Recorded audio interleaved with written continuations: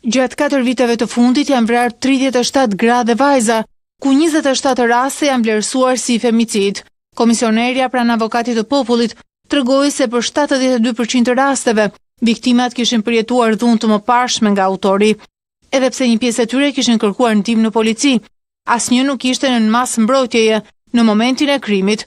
Avokati i popullit rekomandon njohjen e femicidit si vepër penale të veçantë. Përfshirja e femicidit si një vepër e dedikuar penale brenda dispozitave të kodit të ri penal, përmirësimin dhe përshpejtimin e ndryshimeve ligjore për të siguruar mbrojtje dhe mbështetje efektive ndaj të gjitha formave të dhunës për gratë dhe vajzave, ofrimi mbështetjes ekonomike, psikologjike dhe juridike, mbështetje të posaçme për fëmijët të cilët janë pjesë të mbijetuar të femicideve, si dhe masa për parandalimin e vetvrasjes lidhura me dhunën me bazë gjinore.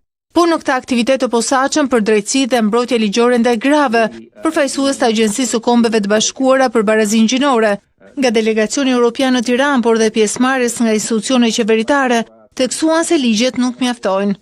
Sepse të drejtat që ekzistojnë vetëm në letër nuk mund të transformojnë jetët. Sistemet e drejtësisë duhet të funksionojnë për gratë dhe vajzat në praktik, në mënyrë të drejtë, të sigurt dhe pa bariera. Ndërsa Shqipëria ka bërë përparim në forcimin e sistemit gjyqësor, mbeten sfida që lidhen me procedura të gjata gjyqësore, grumbullim çështjesh të prapambetura dhe akses të kufizuar në ndihmën juridike, të cilat mund të prekin në mënyrë disproporcionale gratë, veçanërisht ato që përballen me dhunë ose cënueshmëri ekonomike. Në cilësinë e përfaqësuese së Ministrisë së Drejtësisë, ju siguroj që Ministria riafirmon qëndrimin e saj të palëkundur për të thelluar reforma strukturore, për të forcuar llogaridhënien institucionale, për të rritur besimin e grave te sistemi i drejtësisë dhe për të siguruar që çdo grua dhe vajzë në Shqipëri të ketë drejtësi reale, jo vetëm në letër, por dhe në praktik.